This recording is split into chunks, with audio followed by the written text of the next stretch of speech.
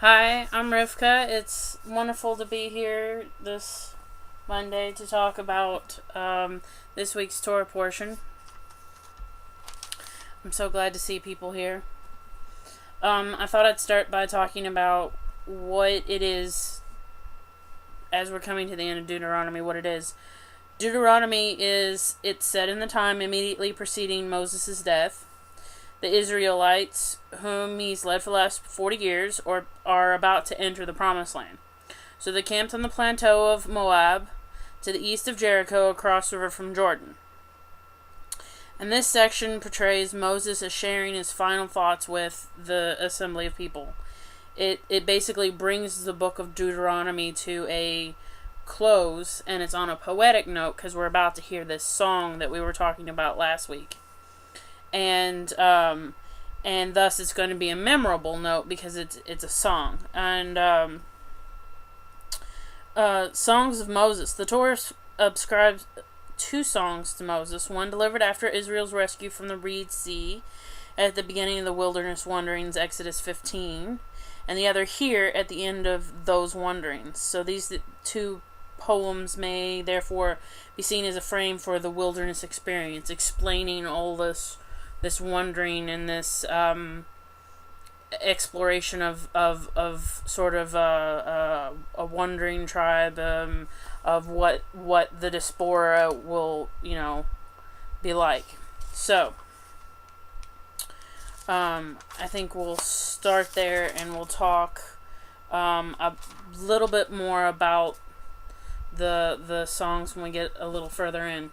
So it's Deuteronomy chapter 32, verse 1.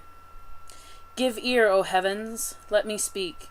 Let the earth hear the words I utter.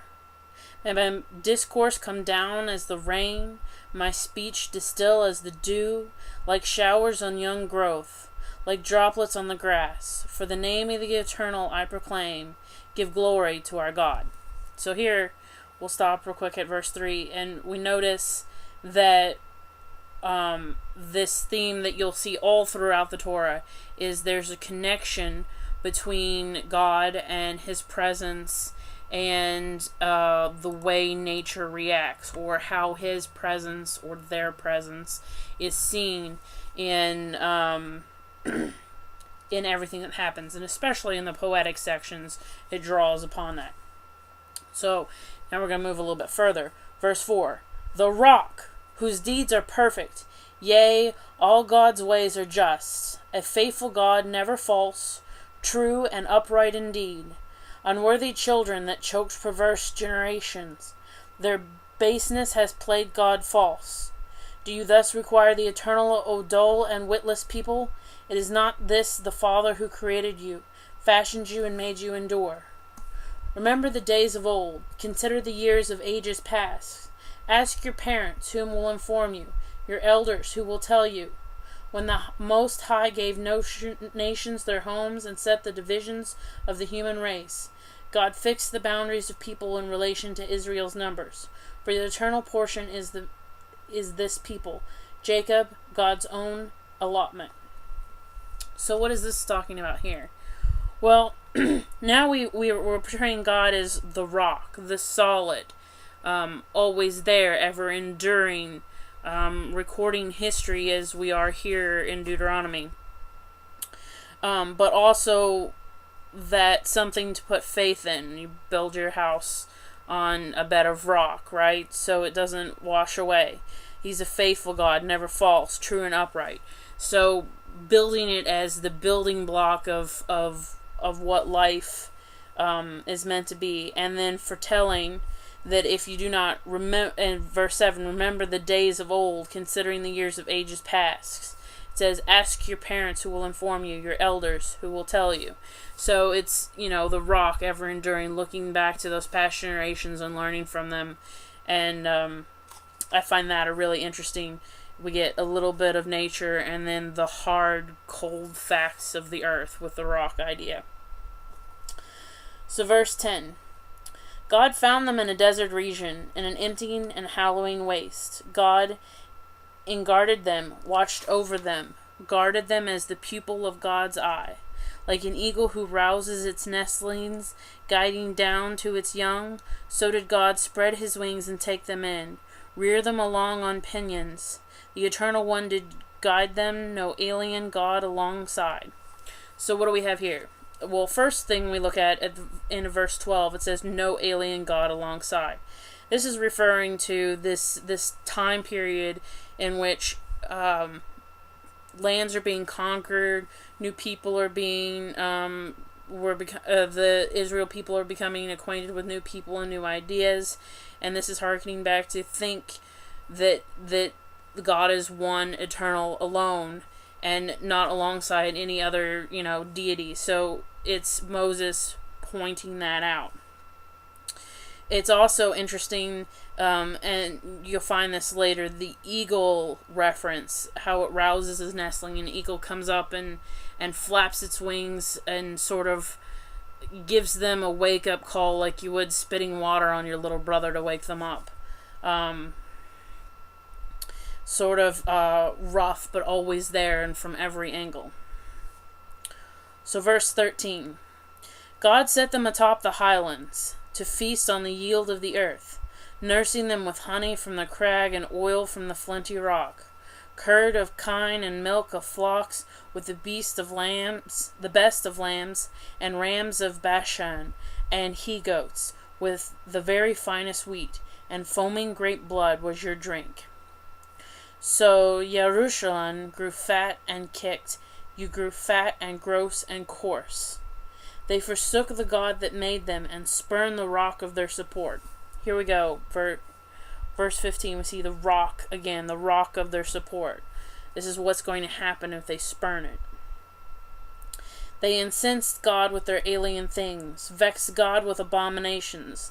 They sacrificed to demons, no gods, gods they had never known, new ones who came but lately, who stirred not your forebears' fears. You neglected the rock who begot you, forgot the God who labored to bring you forth. So again, hearkening back to the rock, the original idea, that of your elders, what's the basis on which your society is built, the pillars of it.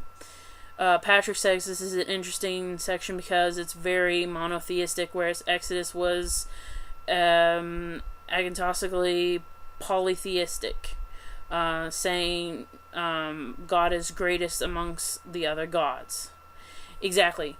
That's a really interesting thing, is that now moving into this new land, people are getting the warning that there is no other. It's the ultimate eternal, whereas before, as Patrick pointed out, there was the wiggle room in the law. So verse 19. The Eternal saw and was vexed, and spurned these sons and daughters. God said, I will hide my countenance from them, and see how they fare in the end, for they are a treacherous breed, children with no loyalty in them. They incense me with no gods, vex me with their futilities. I incense them with no folk, vex them with a nation of fools. For a fire has flared in my wrath and burned to the bottom of Sheol. He has consumed the earth and its increase, eaten down to the base of the hills. I will sweep misfortunes on them, use up my arrows on them, wasting famine, ravaging plague, deadly pestilence, and fanged beast will I let loose against them, with venomous creepers and dust. The sword shall deal with death without, as shall the terror within, to youth and maiden alike, the suckling as well as the aged. So, this is really interesting. This is way out there and being very, very aggressive of a warning. Maybe, overkill, and maybe that's what,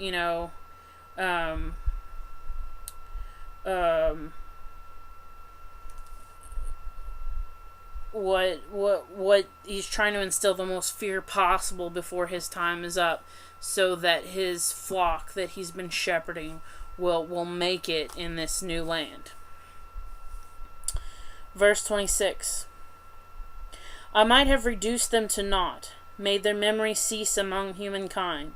But for fear of the taunts of the foe, their enemies who might misjudge and say, "Our own hand has prevailed," none of this was wrought by the Eternal.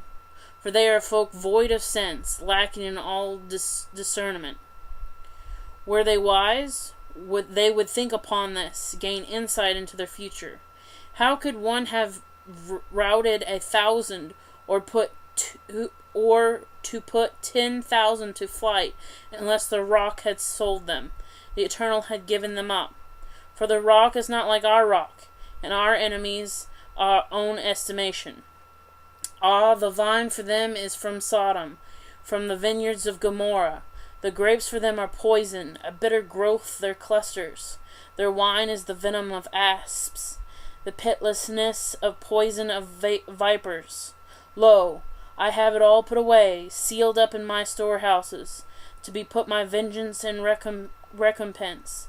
At the time their foot falters, yea, their day of disaster is near, and destiny rushes upon them.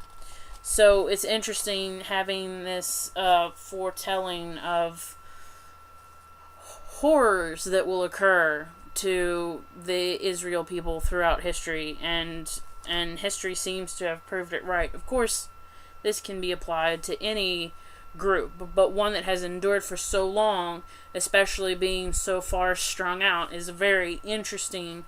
I think definitely sociologically, if not in regards to anthropology as well. I feel like Piglet sometimes. Verse 36. For the Eternal will vindicate God's people, and take revenge for God's servants. Upon seeing that their might is gone, and neither bond nor free is left, God will say, "Where are their gods, the rock in whom they sought refuge? Who ate the fat of their offerings, and drank their libation wine? Let them rise up to your help, and let them be a shield unto you. See, then, that I am the one. I am the one. There is no God beside me. I deal death and give life. I wounded and I will heal. None can deliver from my hand." So there's the ultimate seat of power. The power over life and death that is being blatantly explained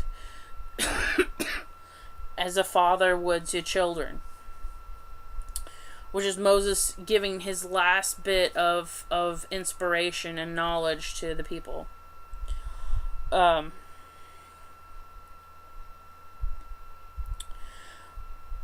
Lo, I raise my hand to the heaven and say, as I live forever, when I went my flashing blade, and my hand lay hold on judgment. Vengeance will I wreak on my foes, will I deal to those who reject me.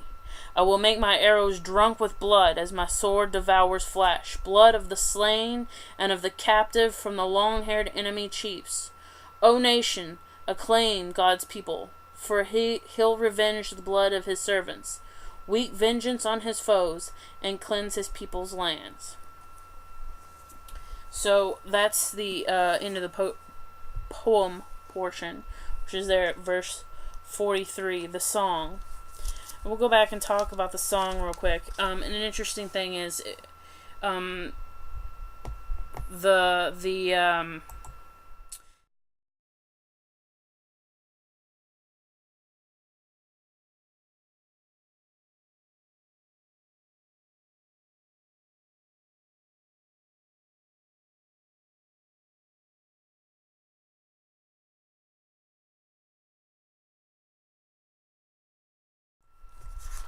and it really probably harkens back to the fact that it is the one of the only two poems attributed to Moses, or at least the idea of Moses. So, although on the surface the two songs appear to serve different purposes, the first a thanksgiving hymn, and the second a poem of the future, they both deal with Israel's survival. The poem warns, it instructs, it gives hope. Israel's past history has amply demonstrated God's love and care, and these will not be found wanting in the future. Rebellion against divine law may put Israel in dire straits, but in the end, God will be shown not to have forgotten the people once lovingly created. And this, for me, harkens kind of back to older covenants like the rainbow with Noah, that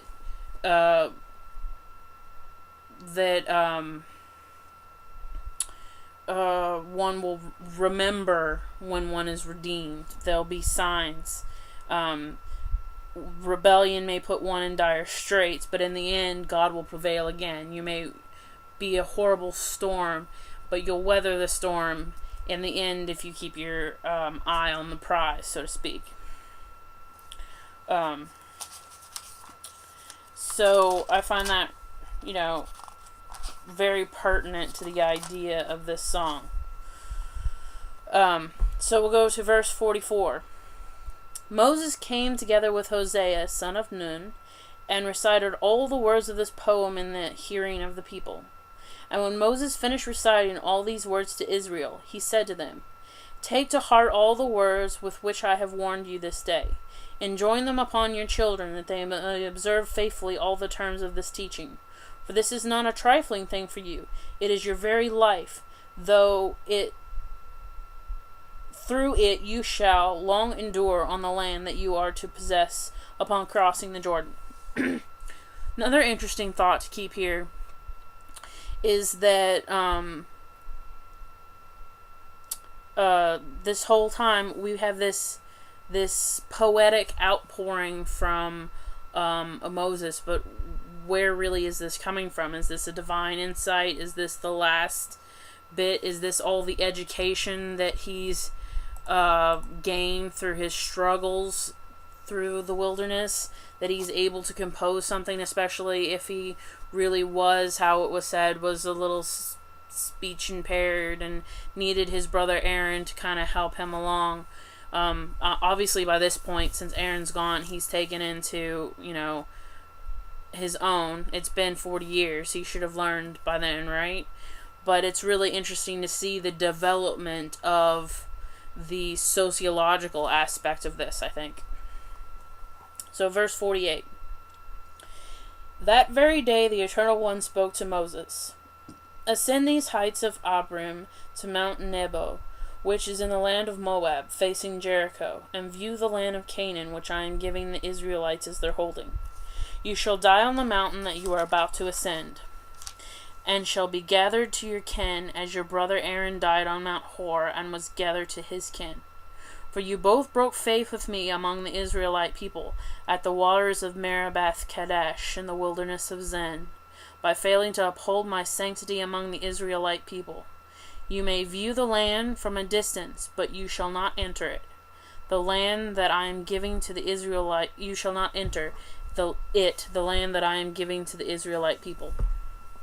So there's the final blow for Moses. He gets to see the land. He gets to see the fruition of all of his work starting to come together, but he's not he's not going to pardon me. He's not going to get to partake in it, and that's why his warning is so dire and so poignant, being put in that poetic form. Now this was a very short section, and it has lots and lots of things that go along with it,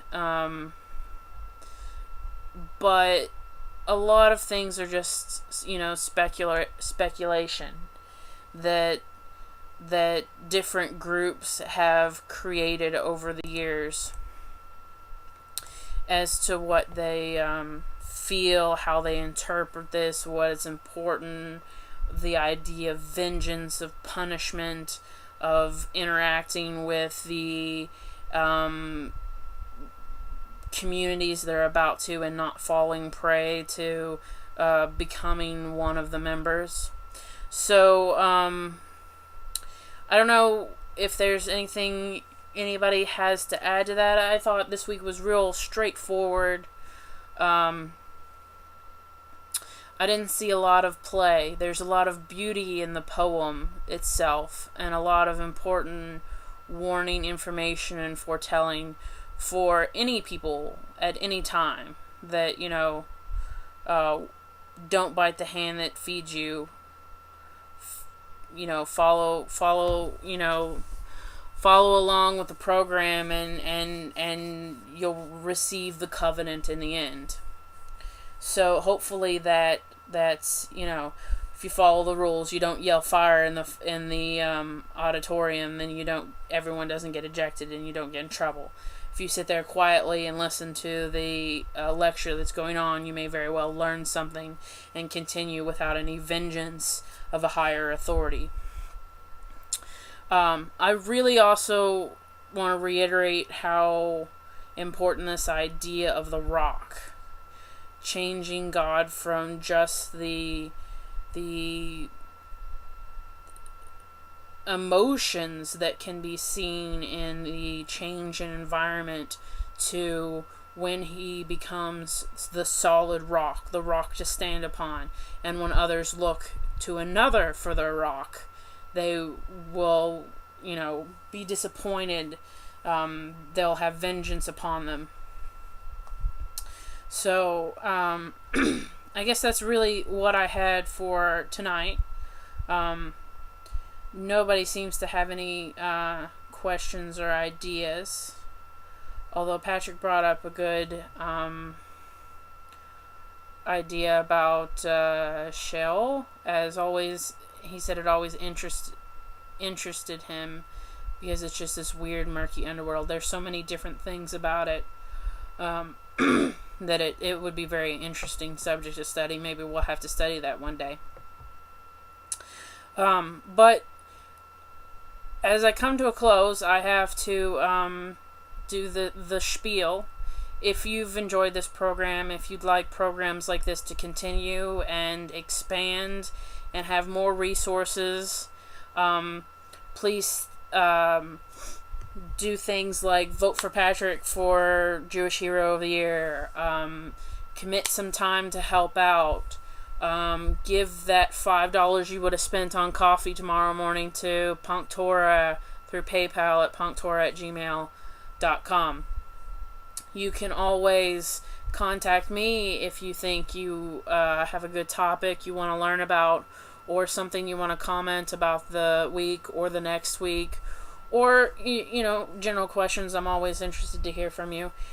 You can get me at Rivka, RIVKA, at PunkTorah.org. And if you have any help for Patrick or something to say to him, you can get him at Patrick Aleph at PunkTorah.org. So thank you very much for coming, and I hope to see you again next week, and enjoy yourself.